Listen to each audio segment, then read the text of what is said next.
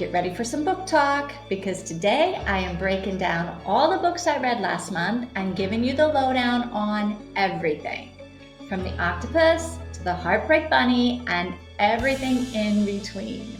I'll share what made me laugh, what got me worried, and what made me feel like I was sitting in a cabin in the woods with my best friends talking about life. Whether you're looking for a new author to obsess over, or you just want to hear my thoughts on the books I read in April, I've got you covered. Sounds good? Hit that like button. Here we go. Okay, do you see this? There are 15 books here in my reading journal library from April. 15. And some of these I actually read a few times. So I don't know. This is way more books than I would normally read. And when I look at this, I'm like, how did this happen? So I don't know, 15 books. Well, okay, let's be clear. 14 books and 4 chapters, right? Because one of the books is my Portuguese book, and I'm only reading a chapter a week, right? So 4 weeks in April, 4 chapters in April.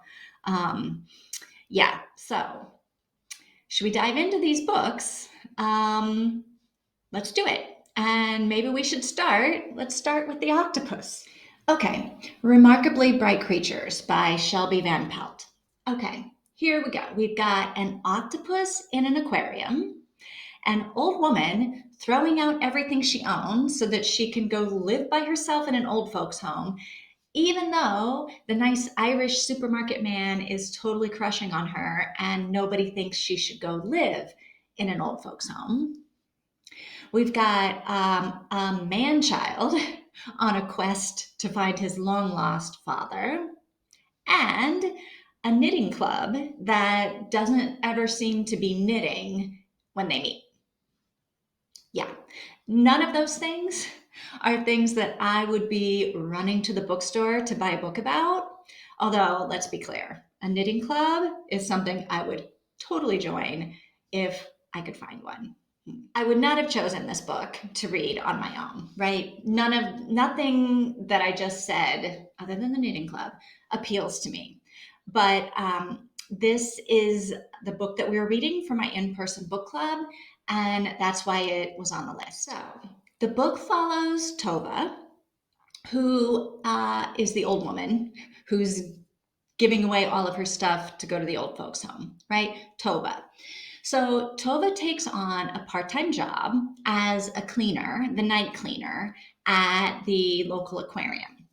Her husband had recently died, and her only son just vanished on a boat when he was 18, like 30, 40 years earlier.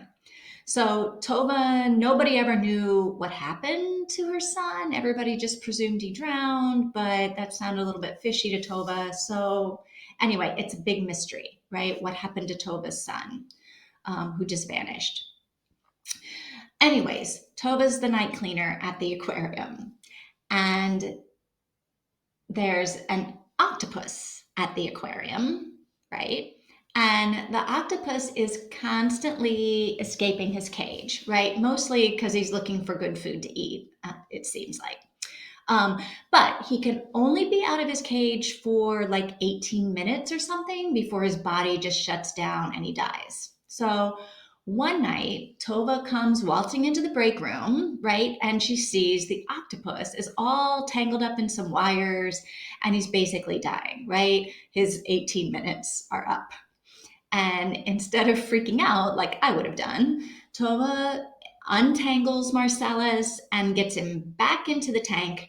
And from then on, they are friends. Well, as friendly as you can be with an octopus. I don't know. Friendly enough, I suppose. So when Tova injures herself and can't come to work, the aquarium hires that man-child, Cameron, who is really only like passing through town, right? He's only there to try to find the father that he never knew. right? But he needs some money to live on. So he becomes the night cleaner. And that's how Tova and Cameron and Marcellus' stories all come together. And I'm not giving away any spoilers, but I will say Marcellus knows things that other people don't know, right? And he's sort of on a mission to help Tova and to help Cameron before like his time is up and he dies. So that's the story. That's the gist of the story. Um, and I will tell you this, like, I'm not a big fan of books with animals as a main character. It's not my thing. But the one thing that I did really love about this book is I can't say that I love the octopus, but I love the observations that the octopus, Marcellus, made and kept making about humans. Like, he's very witty and very dry and sarcastic. And like the things that he says about the things that he sees is funny. So, like, he just makes observations about humans that things that we do all the time that are just so uniquely and weirdly human. Was like he did crack me up quite a bit. So yeah, despite the fact that I didn't want to love him, he did make me laugh. Um, in the end, though, like I didn't love the book. I didn't love it. I didn't understand the big reveal of the mystery. Like it completely went right past me. So like the book as a whole was a complete letdown for that reason. Like I just didn't get it until I went to book club, and I was like, I didn't get like what? How did the mystery get resolved? And then someone in the book club said it, and I was like, oh, that was it. I will say everybody else in the book club loved the book, even if they also didn't really get the big reveal. Um, I think I couldn't get past the octopus was the main character. I don't know. Yeah. And the man child. I'm not a big fan of man childs. Man children? Man boys? I don't know. Anyway, let's move on. Okay, so Slammed, Point of Retreat, and This Girl.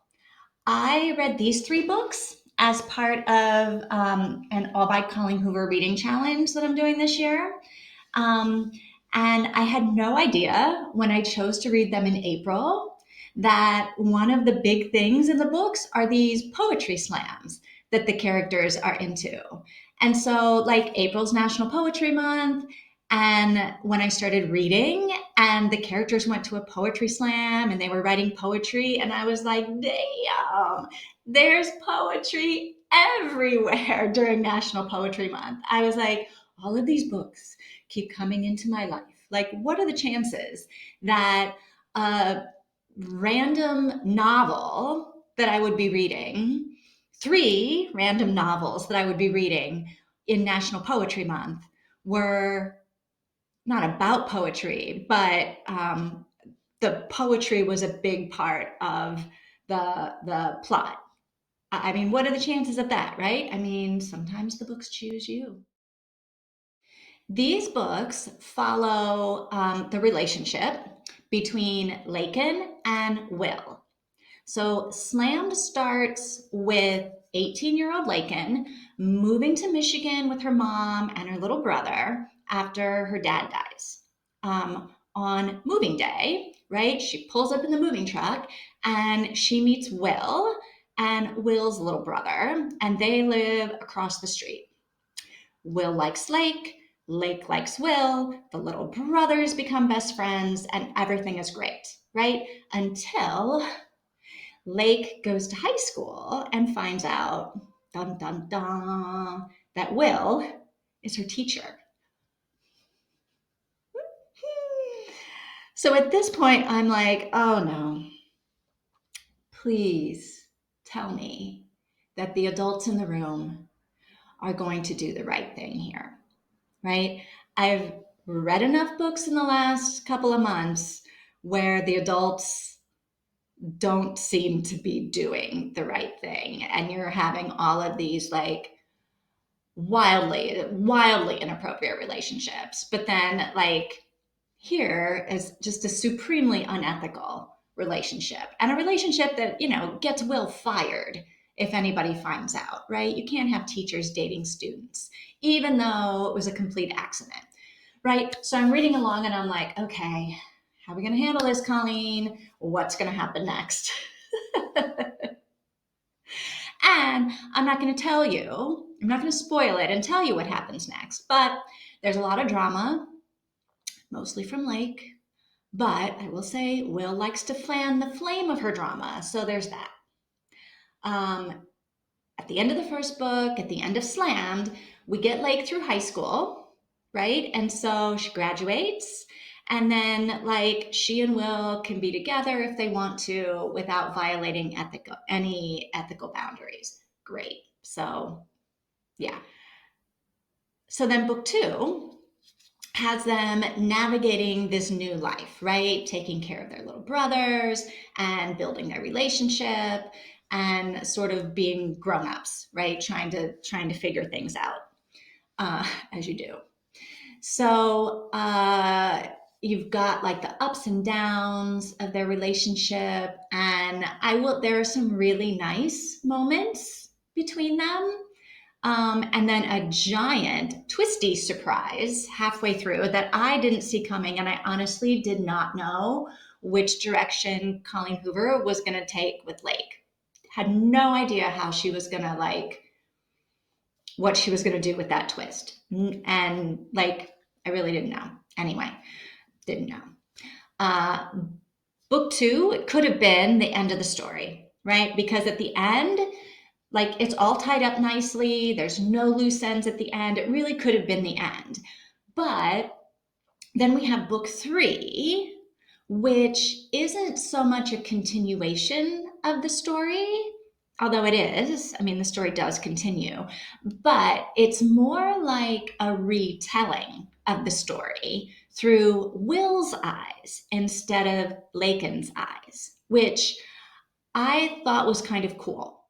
Right? We get not just another perspective on the events that happened already that we already know about, right? We get a totally different perspective on it, but we also get more information about things that were happening that Laken didn't know. And so she couldn't have told us in the first book because she didn't know these things were happening. So you get Will's perspective on stuff and the things that were happening in Will's life behind the scenes that we didn't know about in the first book. So that it was kind of cool. I'm 4 months into my All by Colleen Hoover reading challenge. And here's what I think.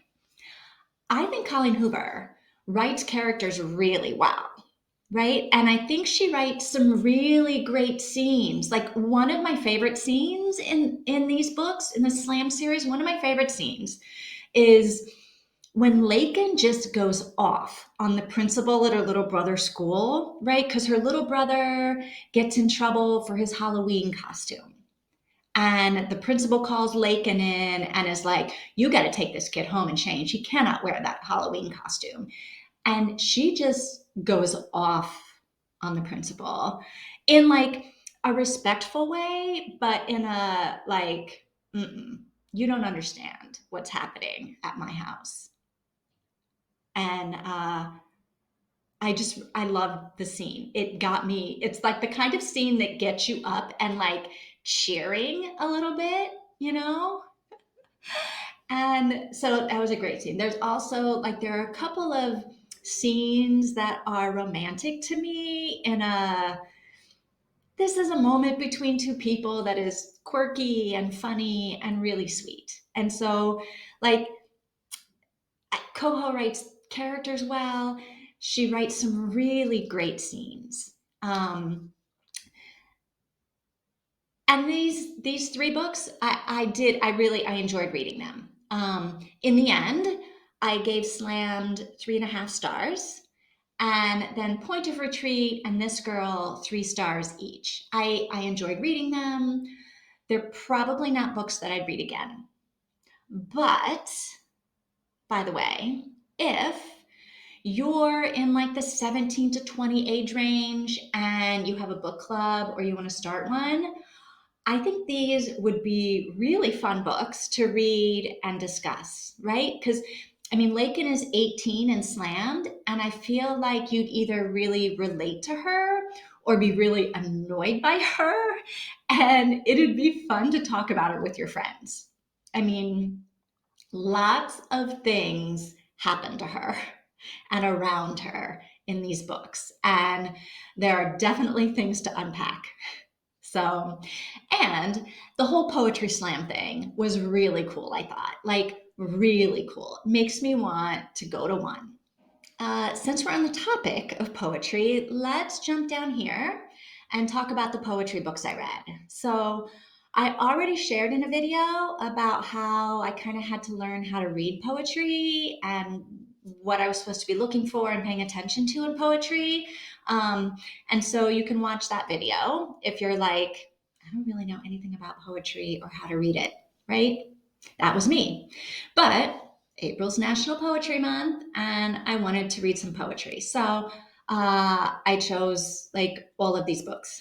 I chose some books, and then I kept picking more and more books, and that's how we end up with all of these poetry books that I read. Some of them didn't resonate with me at all, and some of them I absolutely loved. So let's get started. Every word you cannot say. This is, I think, the first one that I started with in the month. And wow, this one started strong. I was like, yes, I love this. I love poetry. So, yeah, one of my favorite poems of the whole month was in this book. I it was the first one. I was so excited to keep reading. Um, but for whatever reason, after that first poem that I read, the rest of the poems just sort of fizzled for me. I didn't recognize myself in the words, and yeah, like not to be corny, but like if poetry is supposed to speak to your soul, I didn't really recognize my soul in the poetry. But wow, the first one, whoo, yes, I loved it. Potential best poem nominee for my Figgy Awards. So yeah, every word you cannot say. All right, let's go to Milk and Honey. Oh my God, this one starts out rough, like rough. This is not like nice, dreamy, inspirational, like love poems. Oh my God. So we start off sexual abuse, physical abuse, emotional abuse, trauma. I like, I almost stopped reading because it was hard to read all that anger and horror. It was, I mean, like, if poetry is supposed to make you feel, I felt it. I felt like the anger and the trauma. So, well done, poet. You did your job, but it was hard to read. So then, when she got to the love poems, it really felt like, okay, I'm just waiting for something bad to happen because this woman is just so fragile from all of the abuse. And then, of course, the bad happens. You've got poems about that. And then finally, you have the poems about the healing. This book was a roller coaster. A roller coaster. Yeah. But I gotta say, some of my favorite lines were in this book. I have what I have, and I am happy. I've lost what I've lost, and I am still happy. Right? I love that. I love the sentiment of that. I feel that.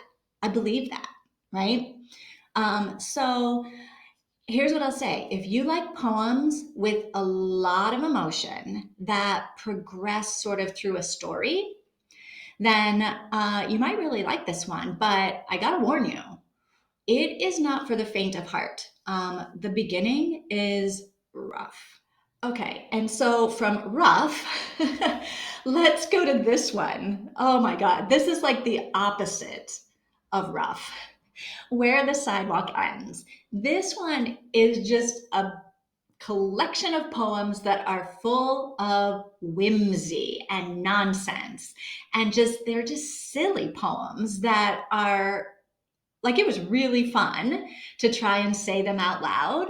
Um, Although some of them I couldn't figure out the right rhythm. And then some of them were like, I'm going along and I'm rhyming. And then the last line doesn't. It's like, uh, it reminded me of my grandpa's stories where he's going along and he's telling the story and you're following him and you're following and you're like, okay, how's this going to end? And then the end is this like weird non sequitur that makes no sense. You're like, what? it's, but it's funny. So anyway, Where the Sidewalk Ends. It was delightful, like just delightful. It's a happy book. If I had kids, I would read them a poem out of this book every night before bed. It's just fun, fun. It's a fun book of poems. But okay, let's get to my two favorite poetry books this month. I had two. And really, I had two because they're both written by the same poet. They're both Morgan Harper Nichols poetry collections. Um, so I originally was just going to read Storyteller, but I liked it so much that I was like, you know what? Let me pull another one by this lady because I like the way she phrases things, and I like how like uplifting and inspirational she is and the way she writes. So it just made me feel like, I don't know, uh, inspired, encouraged, maybe is the right word. Encouraged. I don't know. Not that I was feeling discouraged, but I don't know. We can all probably use a little more courage, even if we don't feel like we're running on empty, right? So, um, my two favorite poetry books and some of my favorite poems and best poem nominees from these books. So, uh, yeah, if I had to recommend two poetry books and a poet, like I don't know about reading everything by Morgan Harper Nichols, but I might. I might read them all. I liked her. Highly recommend if you're looking for something encouraging. So that's the poetry. All right, next. Next, Anne Patchett. Oh my God, I love her. I love her. I love her writing. I love the way she puts words together and tells a story. And in this collection of essays, it was like curling up on a bunch of sofas with your best friends and just telling stories about life. Except it was Anne that was telling the stories, and it was me that was listening and like nodding my head and going, and then laughing and like just loving spending time with her, wishing it could go on forever. And I just thought, this is how I want to feel reading this book right now. Like I'm hanging out with a friend, right? Oh, loved it, loved it, loved it. So, These Precious Days. It's a collection of essays.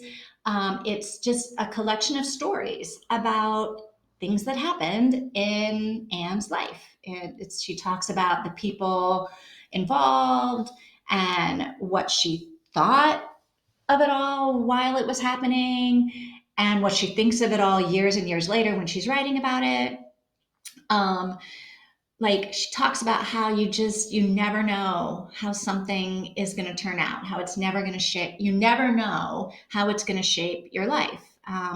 Like how are all these seemingly random things that happen to us or that don't happen to us that we think should happen to us, like how do all of these things work themselves out so that this is actually your life?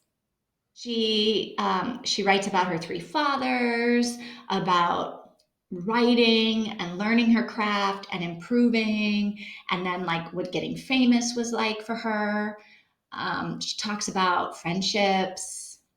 She talks about the things we keep and the things we don't, and what those things say about who we think we are.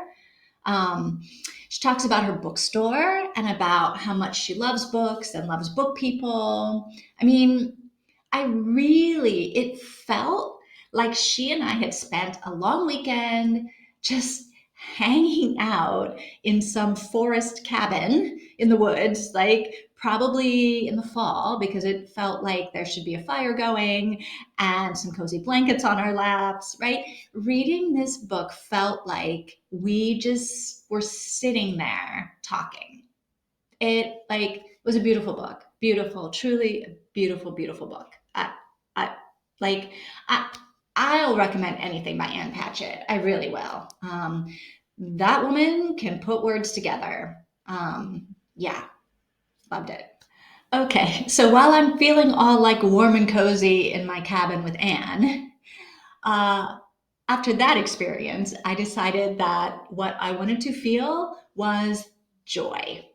So I looked up an author that I loved from my reading last year and grabbed another one of her books. And oh my God, it was everything. It was everything that I wanted, right? Everything that I hoped and dreamed for. Okay. So Snap Out of It by Maddie Dawson. All right. I loved this book so much that I mean you've got to see this. Do you see this? Look, all of these stickers, right? All of these stickers. So, at the end of the year, I have like an Academy Awards thing I do for all of my books. And so, like the categories that I'm awarding this year are best supporting character, or best main character, best supporting character, best meet cute, best or funniest scene, and best poem, right? So those are the categories that I'm awarding, giving out Figgy Awards for this year. Um, Snap Out of It potentially gets nominees in every single category, including best poem. Again, I got to go back to like, what are the chances that during National Poetry Month, I pick another random novel that potentially has a nominee for best poem? I don't know. Crazy, crazy, crazy. Anyway, Snap Out of It by Maddie Dawson. So this book is about a woman named Billy. She is 60 years old. She's been married 3 times, but basically she's been like a single mother for 30 something years, ever since her first husband left her and baby to run off to France with his girlfriend, right? Never to be heard from again until he sends her a text message on her birthday to tell her that the woman he ran off with is dead. Anyway, Billy is like she's been through the heartache, right? She's been through the loving and losing, and like she's sort of done with love. Um, and she is hilarious. So Billy and one of her best friends get drunk one night, and they decide to start a new business called the Heartbreak Bunny. The Heartbreak Bunny is Billy, the 60-year-old woman, dressing up in a bunny costume and going to people's houses. And she basically forces them to get rid of everything that reminds them of the relationship that ended, right? So that they can get over it and get on with their lives, right? She makes them get rid of the stuff, and like stop wallowing in the misery and get on with it already, right? So this is the business, and so she goes to their home in a bunny costume and like throws stuff away. So the business is very successful, and one of her happy clients posts a video of all of this bunniness going down, right? And the Heartbreak Bunny goes viral, right? So she is everywhere, the Heartbreak Bunny.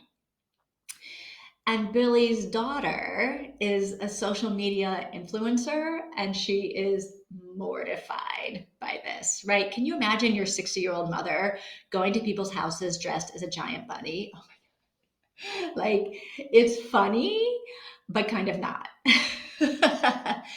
So, while Billy's business is taking off, her daughter's life is imploding. And her ex-husband is sending her poems via text message, and she's maybe or maybe not falling in love with a TV show host that she met while in her bunny costume chanting a magic spell. And so all the time, Billy is like, I don't believe in love. I don't believe in love. I don't believe in love. Love is trouble. I don't believe in it. And you're like, okay, but maybe you should believe in love, because your life is just so full of love and so full of joy. Reading this book made me go, damn, I started the wrong business. I want to be the Heartbreak Bunny.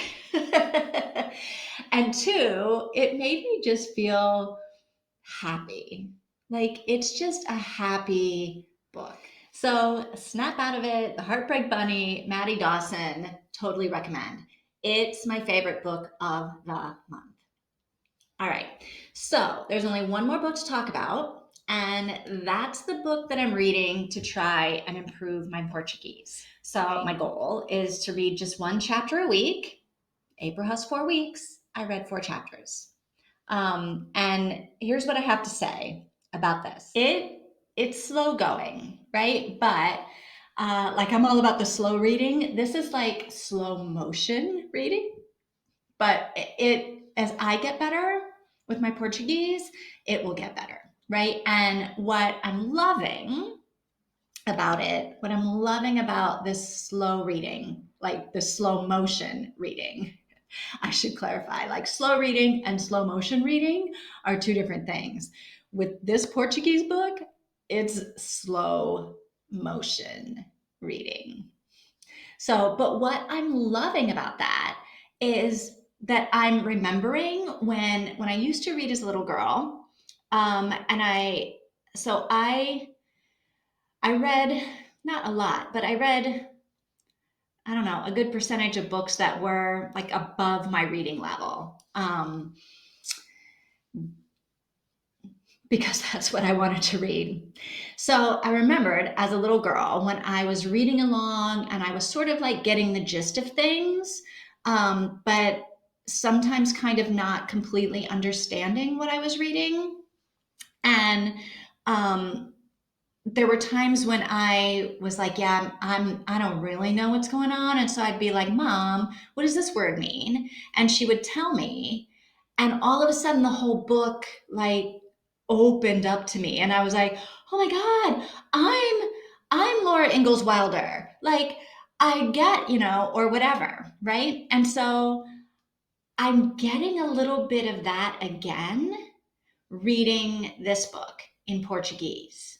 And it's really fun.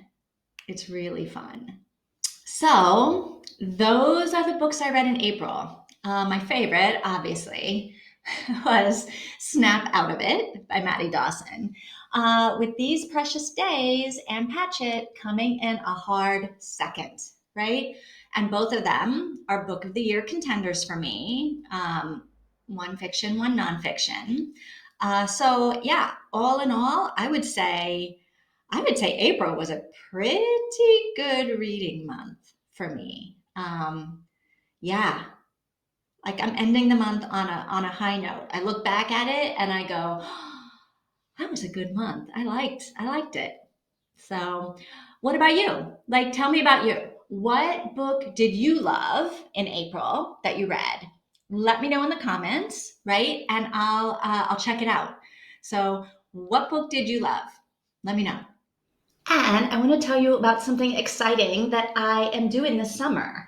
I am hosting a summer reading challenge and a book club. right? I can't decide if it's a reading challenge or if it's a book club. It's a bit of both. So there's 13 weeks this summer, 13 Saturdays, 13 weekends.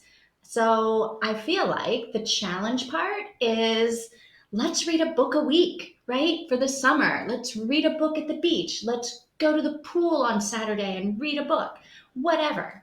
The challenge part is 13 weeks, 12 books. So we don't even have to read 13 books. So it's not really a book a week, but the challenge, 13 weeks, 12 books.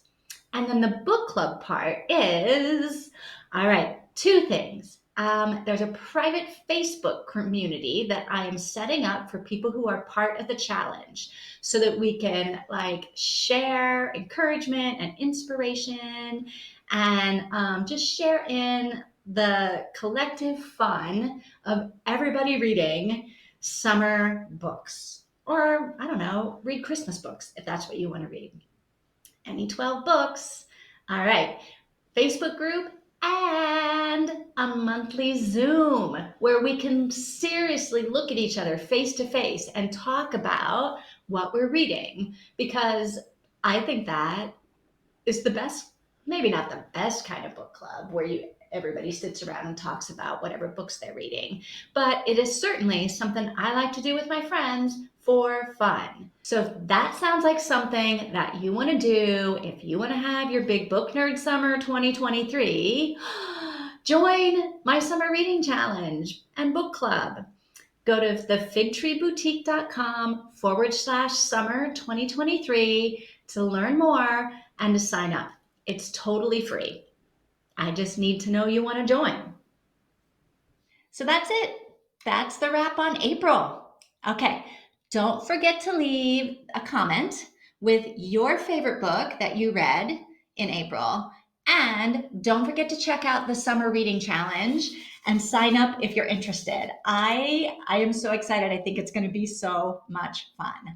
I would love to hang out with you in the private Facebook group and on the Zooms. So check it out. And if you like this video and you want to see more, don't forget to hit the subscribe button. See you next time.